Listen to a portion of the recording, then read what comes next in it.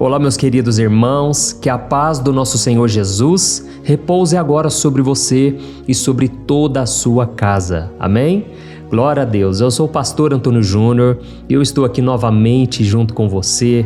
É uma alegria muito grande, irmãos, que eu sinto por poder compartilhar da palavra de Deus. Sabe, irmãos, nas redes sociais a gente vê tanta coisa fútil, tanta coisa que não vai acrescentar em nada na nossa vida, mas aqui você está no lugar certo, porque aqui nós clamamos ao Pai: Senhor, dá-nos o pão nosso de cada dia, e que esse pão possa alimentar a sua alma, a minha alma, e esse pão é nada mais, nada menos que Jesus Cristo.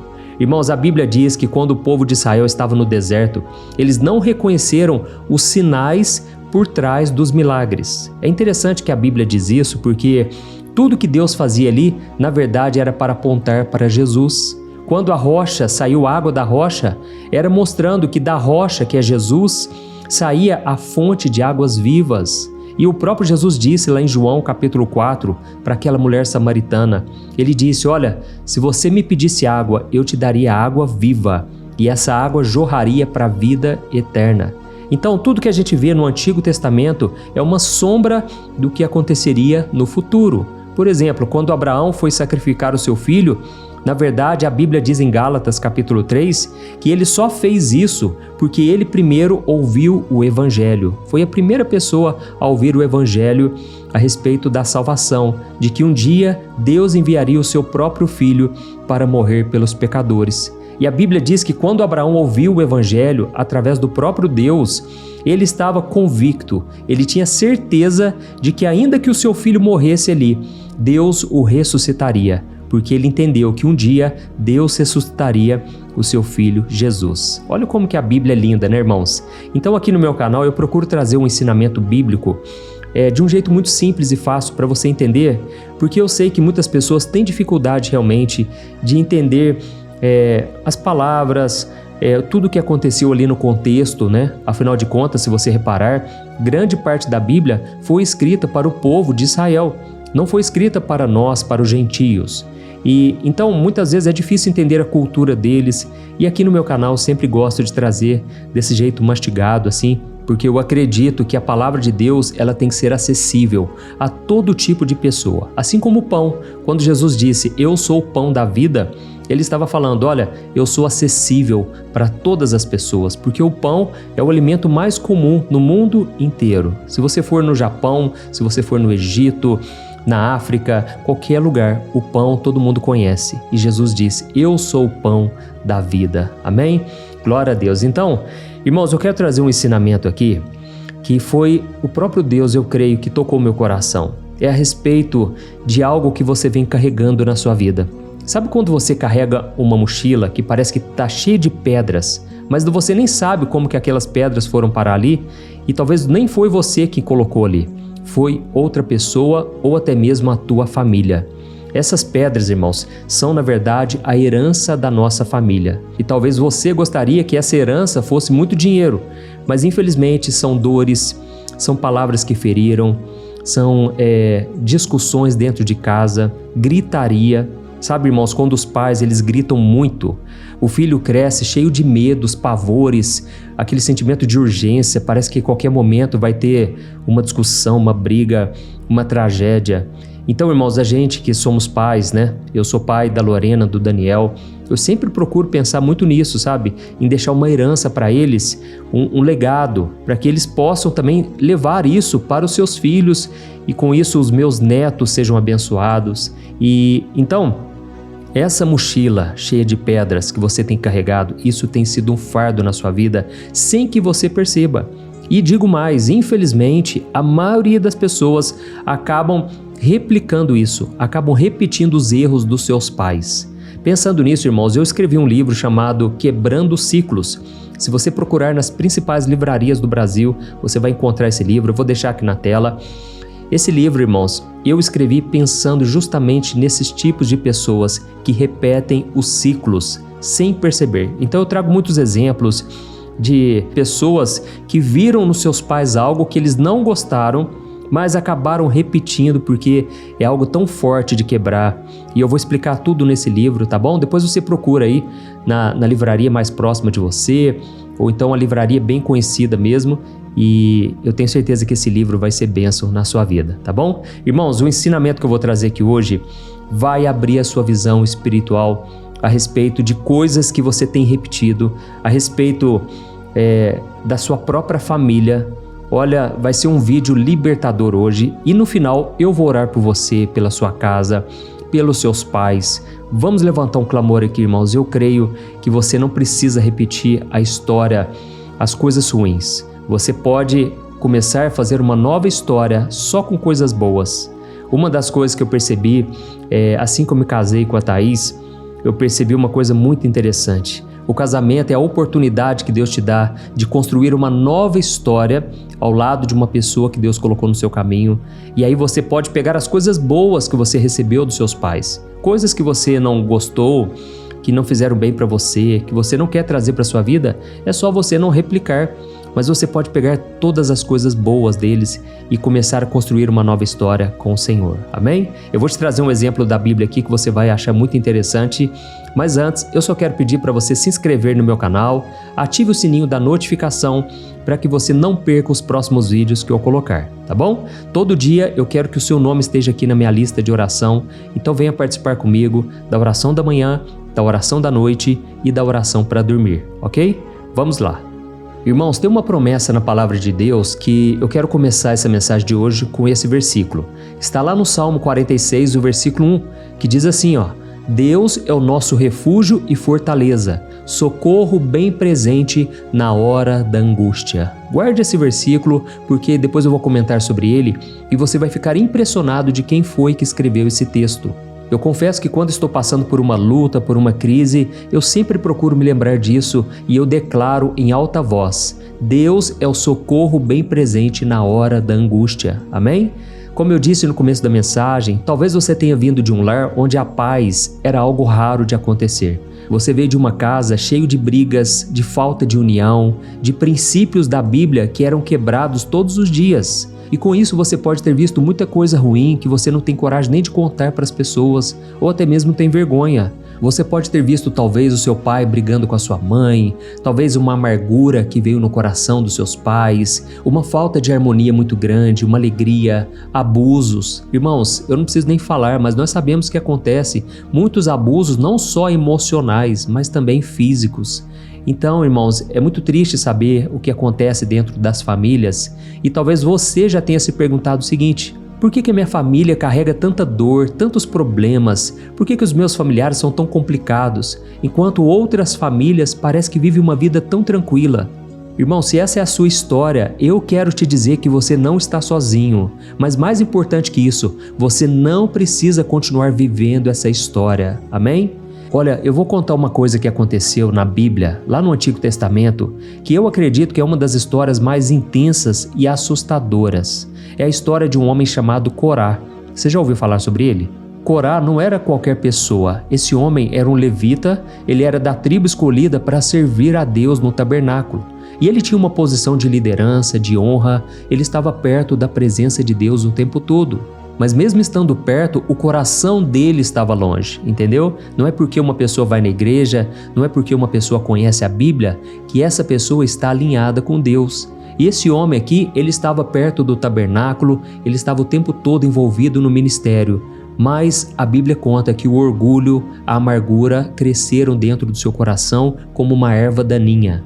E ele então começou a olhar para Moisés e para o seu irmão Arão, que foram líderes que Deus levantou, e ele começou a sentir inveja. Ele não aceitou o lugar que Deus tinha dado para ele e ele queria mais poder, ele queria mais autoridade, algo que Deus não deu para ele, porque Deus dá para cada um conforme a sua capacidade, conforme a obediência. E o problema é que ele não guardou aquela amargura, aquela inveja para ele mesmo, e ele começou então uma rebelião. Ele começou a fazer fofoca, ele plantou a dúvida nas pessoas e ele começou a reclamar da autoridade que Deus deu para Moisés. E aquilo, irmãos, contaminou não só ele, mas outros 250 líderes de Israel e também a sua própria família. Então, olha só, irmãos, como uma pessoa ela pode causar destruição na vida dos outros. Olha, muitas vezes você olha para os seus parentes e tem uma outra pessoa que faz um grande estrago, infelizmente. E você deve orar por essa pessoa, pedir que Deus tenha misericórdia, compaixão, porque uma hora ela vai colher. E olha, sai da frente, porque quando Deus derrama juízo sobre alguém, aquilo ali, irmãos, é terrível, porque Deus é santo, irmãos, Deus é bom, só que Deus é justo. E se a pessoa não tem o temor de Deus, se a pessoa não obedece a sua palavra, infelizmente, ela vai colher coisas ruins, sabe? Eu não estou jogando praga em ninguém, eu só quero dizer, ore pelas pessoas e peça que Deus tenha misericórdia, porque o ímpio, ele vai de mal a pior. E você vai ver que esse homem, literalmente, ele arrastou seus amigos e a sua família para um abismo. E a rebelião deles foi tão séria, foi uma afronta tão direta à autoridade de Deus que o Senhor teve que intervir. Irmãos, a Bíblia diz que Deus demora a ficar irado. Deus, irmãos, ele prefere derramar misericórdia. Inclusive o próprio Jesus disse, eu não vim para destruir o mundo, nem para condenar, eu vim para salvar. Mas a porta da graça, irmãos, ela vai ser fechada um dia. E quando Deus fechar essa porta, não tem mais escapatória. Assim como a Bíblia diz que quando começou a chover nos tempos de Noé, Deus fechou a arca de Noé por fora. Foi a mão do Senhor quem fechou. E as pessoas com certeza ficavam batendo de fora, desesperadas, mas não teve mais jeito. Porque quando a porta da graça se fecha, irmãos, não tem mais nada que possa ser feito. E olha só o que aconteceu, irmãos, nessa história aqui de Corá. Lá em Números capítulo 26, o versículo 9 ao 11, diz assim, ó: Datã e Abirão foram os líderes da comunidade que conspiraram contra Moisés e Arão, e com os seguidores de Corá se rebelaram contra o Senhor. Então a terra abriu a sua boca e engoliu juntamente com Corá, e o fogo devorou 250 de seus seguidores. E isso serviu de advertência a todo o povo. Contudo, os filhos de Corá não morreram. Olha que interessante isso aqui, irmãos. Você consegue parar e pensar no peso dessa última frase? Os filhos de Corá não morreram.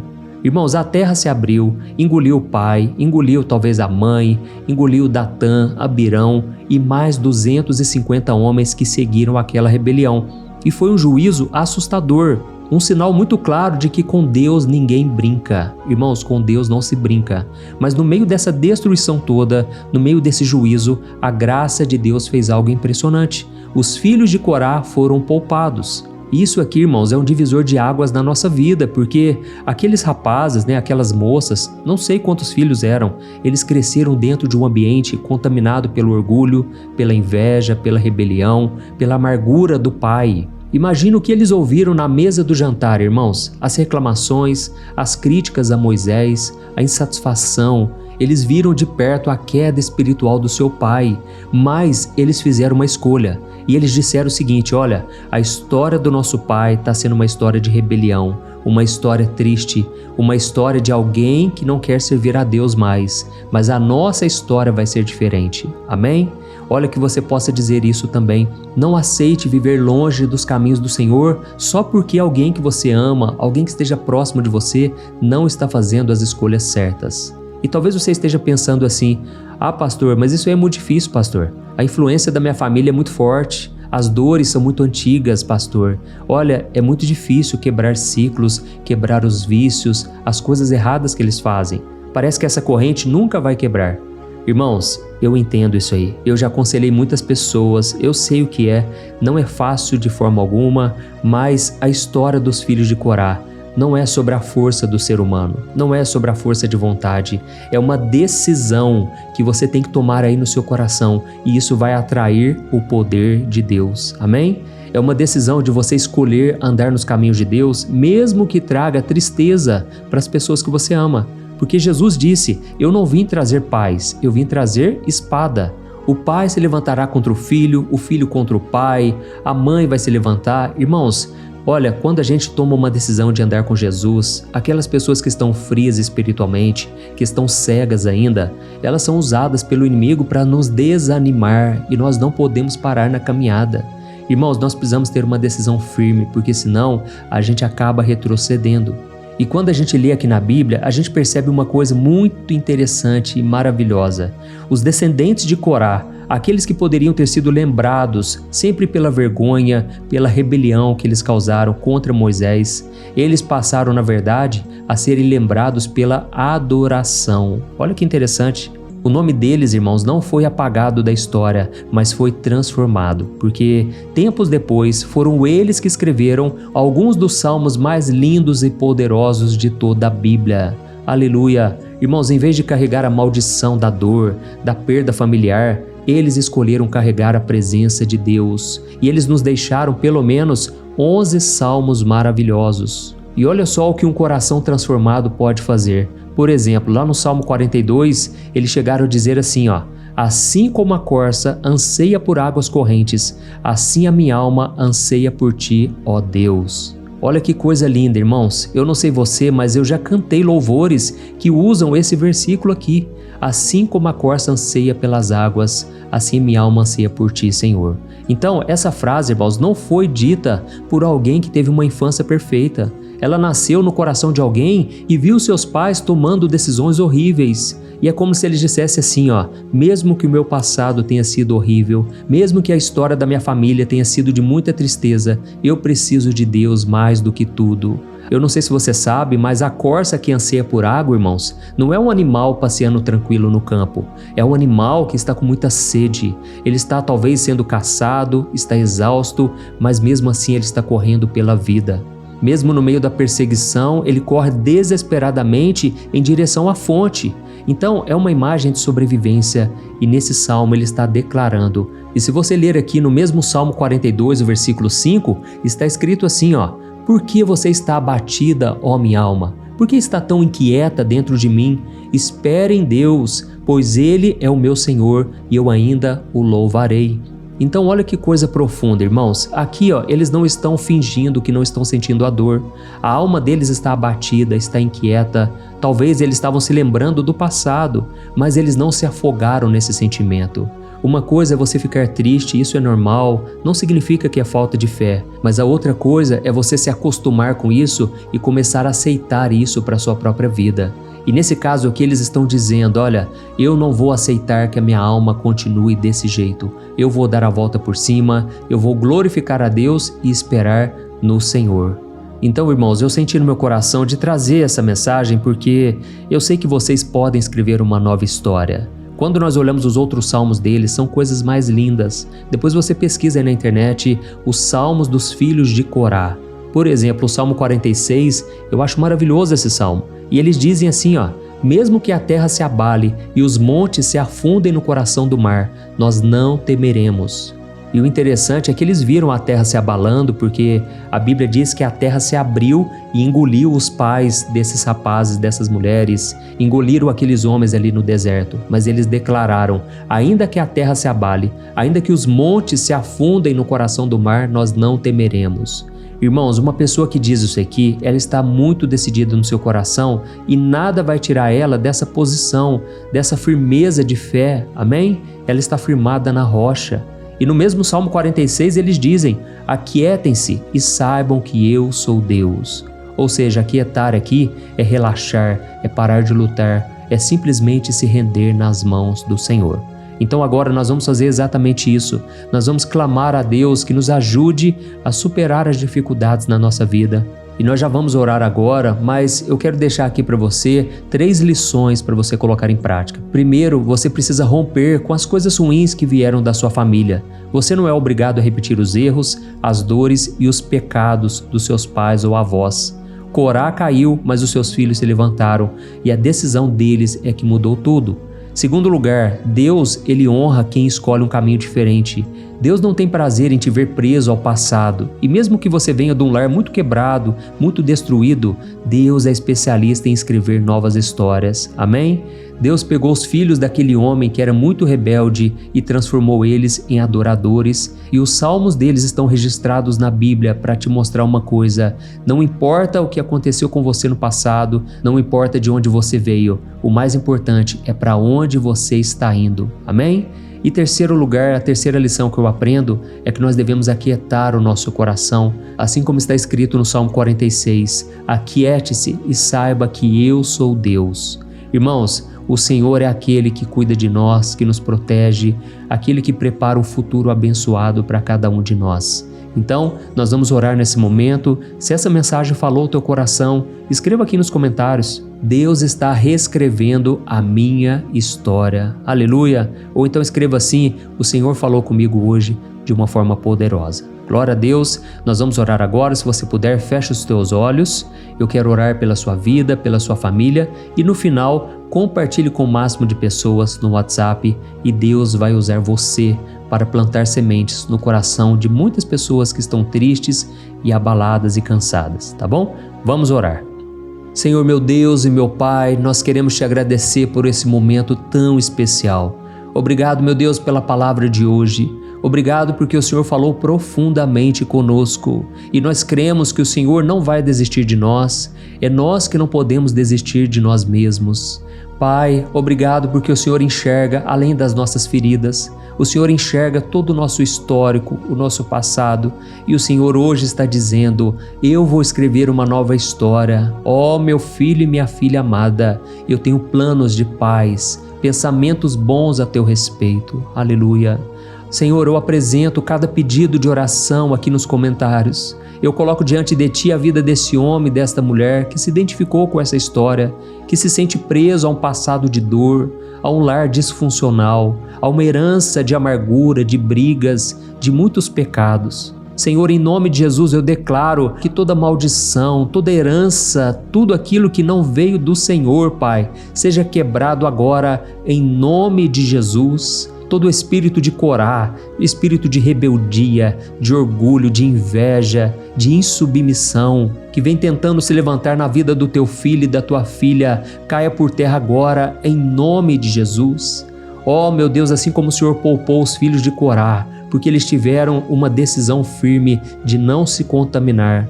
Pai, tem muitas pessoas aqui que estão me ouvindo e eles já decidiram no seu coração que vão trilhar um novo caminho. E eu te peço, meu Deus, que o Senhor os capacite a serem fiéis até o fim, que eles não venham voltar e olhar para trás, mas que eles possam avançar, olhando para o nosso Senhor e Salvador Jesus Cristo. Pai, que o Senhor possa tirar do coração as memórias ruins, Pai, de um lar que havia muitos gritos, muitas dores, muita tristeza. Ó, meu Pai, restaura, Pai, a alegria, restaura a esperança, meu Deus. Coloca sonhos no nosso coração, sonhos de ter um lar abençoado, um lar frutífero, um lar onde nós veremos a fidelidade do Senhor. Oh, meu Deus, eu te peço uma coisa, Senhor, abra a nossa visão para que a gente tenha consciência, para que a gente enxergue tudo aquilo que hoje nos prejudica. Nós não precisamos repetir os erros do passado, não precisamos repetir aquilo que nos causou tão mal. E por isso eu te peço, ó Deus, que essa mensagem de hoje, Pai, ela possa dar frutos, possa causar muita transformação na vida das pessoas. Eu oro, meu Pai, pela nossa família, pelos nossos familiares. Senhor, abra os olhos dos nossos primos, dos nossos tios, dos nossos parentes. Quantos agora estão afundados no pecado, estão em depressão, estão sem nenhuma esperança nesse mundo. Mas Jesus, vai lá onde eles estão, vai de encontro a esses corações feridos e machucados, essas pessoas que estão sofrendo as consequências dos seus erros, dos seus atos, dos seus pecados. Jesus, a tua palavra diz que onde abundou o pecado, superabundou a graça. Por isso eu te peço aqui agora, Senhor, que essas pessoas sejam restauradas, que elas sejam perdoadas e salvas.